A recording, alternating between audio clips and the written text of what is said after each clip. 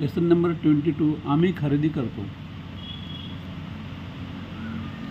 विद्यार्थ्यांना प्रत्यक्ष नाणी, नोटा किंवा त्यांची प्रतिरूपे हाताळण्यास द्यावीत, ती ओळखण्यास सांगावीत. शिक्षकांनी वस्तू त्याच्या किमती यावर प्रश्न विचारावेत. वर्गात दुकान लावावे, त्यात वस्तू ठेवाव्यात. टेबलावर नाणी, नोटा ठेवाव्यात. तिथल्या नाणी, नोटा घेऊन विद्यार्थ्यांना खरेदी करायला सांगावे. ग्राहक व दुकानदार यांच्या भूमिका विद्यार्थ्यांना आलटून-पालटून करायला सांगाव्यात. विद्यार्थ्यांना नोटांची उलट बाजू पाहायला सांगावी, त्यावर काय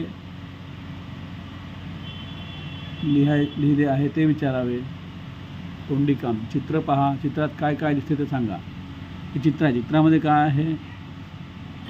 ते दुकान आहे. हे याच्यामध्ये पूर्ण पुस्तकाचे दुकान दिसून आले. इथे पुस्तकाचे दुकान आहे. त्याच्यामध्ये काही बॉक्स आहे, त्याच्यामध्ये काही कपड्याचं दुकान आहे, त्याच्यामध्ये काही बॅग्स आहे. त्याच्यामध्ये चित्र पहा, वस्तू पहा. ही काय वस्तू आहे? रबर. ही आहे पेन्सिल, 5 रुपये. हा आहे पेन, 10 रुपये. ही आहे वही, 20 रुपीज. हे आहे कलर बॉक्स, रंगपेटी, याला म्हणतात रंगपेटी. हे आहे कंपास पेटी, 100 रुपये. हे आहे टोक यंत्र म्हणजे शार्पनर, 5 रुपये. हे आहे पट्टी, स्केल, 10 रुपये. हे आहे स्टेपलर आणि हे आहे दप्तर, 200 रुपये. शब्दार्थ. खरेदी करणे, टू परचेस. खरेदी करणे, टू परचेस. रंगपेटी, कलर बॉक्स, COLOURBOX बॉक्स. टोक यंत्र, शार्पनर, SHARPNER शार्पनर. पट्टी, रूल, RULE. दप्तर, स्कूल बॅग. नोटा, नोट्स. नाणी, कॉइन्स. स्वाध्याय. पुढील नोटांचे व नाण्यांचे निरीक्षण करा, त्यात किती किमतीच्या आहेत ते लिहा.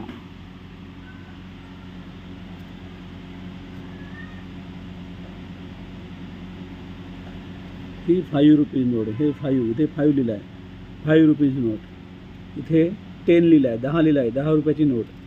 हे 20 रुपयाची नोट. ही 50 रुपयाची नोट. ही 100 रुपयाची नोट. ही 500 रुपयाची नोट. ही 2000ची नोट. त्याच्यामध्ये कॉइन्स आहेत. आता 50 पैसे,